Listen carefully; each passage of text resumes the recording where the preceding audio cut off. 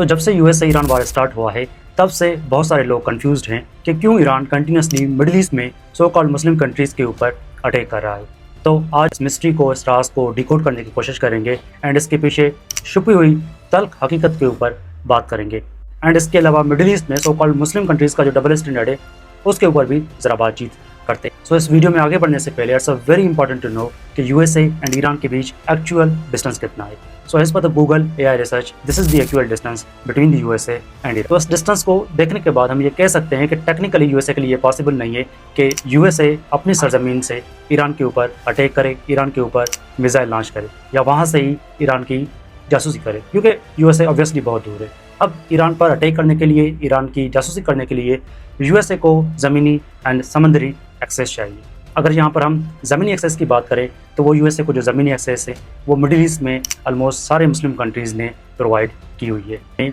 Al Jazeera की एक report है कि मिडिल ईस्ट में यूएसए के 19 मिलिट्री साइट है, जिनमें 8 परमानेंट यूएसए के बेसेस हैं जो कि Saudi Arabia, UAE, Qatar, Jordan, Bahrain and मिस्र में मौजूद है। तो अभी आप ये जो स्क्रीन के ऊपर एक लिस्ट देख रहे हैं, ये मिडिल ईस्ट में सो कॉल्ड मुस्लिम कंट्रीज़ में यूएसए के परमानेंट बेसेस हैं।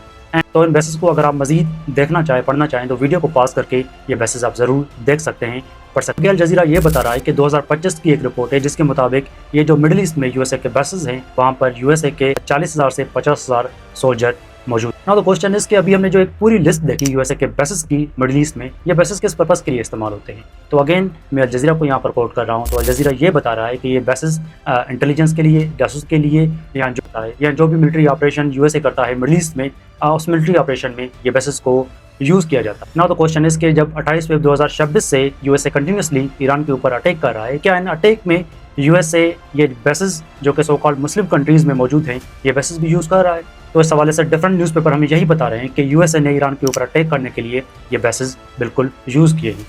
काफ़ी न्यूज़पेपर तो ये क्लेम कर रहे हैं कि इवन UAE ने जंग के दौरान यूएसए एंड इसराइल के साथ मिलकर ईरान के ऊपर अटैक किए थे। अब यहाँ पर यूएसए का जो रोल रहा है अगेंस्ट द मुस्लिम कंट्रीज़ उसके ऊपर बातचीत करना भी बहुत ज़रूरी। तो इस हवाले से क्वेश्चंस ये हैं कि इराक को किसने तबाह किया, सीरिया को किसने तबाह किया, लीबिया को किसने तबाह किया, अफगानिस्तान को किसने तबाह किया, एंड अभी जो रिसेंटली गजा में इसराइल जेनोसाइड कमिट कर रहा है वो इसराइल जेनोसाइड किसकी सपोर्ट से कर रहा है, वहाँ पर इसराइल किसके आर्म यूज़ कर रहा है, इसराइल को मॉनेटरी सपोर्ट कौन प्रोवाइड करता है, या इसराइल के खिलाफ जब भी यूनाइटेड नेशन सिक्योरिटी काउंसिल में रेजोल्यूशन पास होता है तो उस रेजोल्यूशन को वीटो कौन करता है, उस रेजोल्यूशन को वीटो यूएसए करता है। तो एक ऐसा कंट्री जिसने इराक को, सीरिया को, लीबिया को, अफगानिस्तान को तबाह किया एंड अभी इक्वली अकम्प्लिस है, शरीक मुजरिम है जेनोसाइड का, जो कि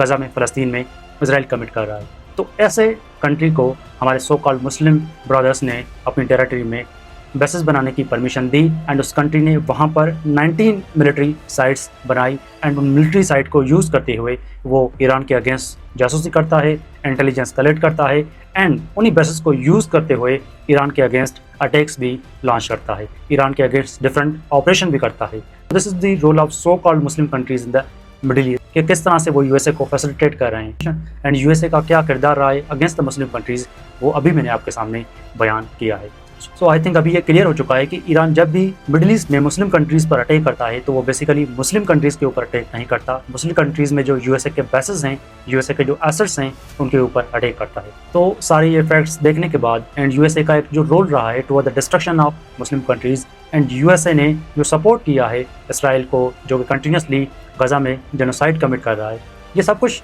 देखने के बाद क्या हमें मुस्लिम ब्रदर्स कंट्रीज़ से ये क्वेश्चन नहीं पूछना चाहिए कि किस बेसिस पर आपने अपनी टेरिटरी में यूएसए को बेसिस बनाने की परमिशन दी, बेसिस बनाने की आपने इजाज़त दी एंड उन्हीं बेसिस को यूज़ करते हुए वो एक दूसरे मुस्लिम कंट्री को तबाह कर रहा है।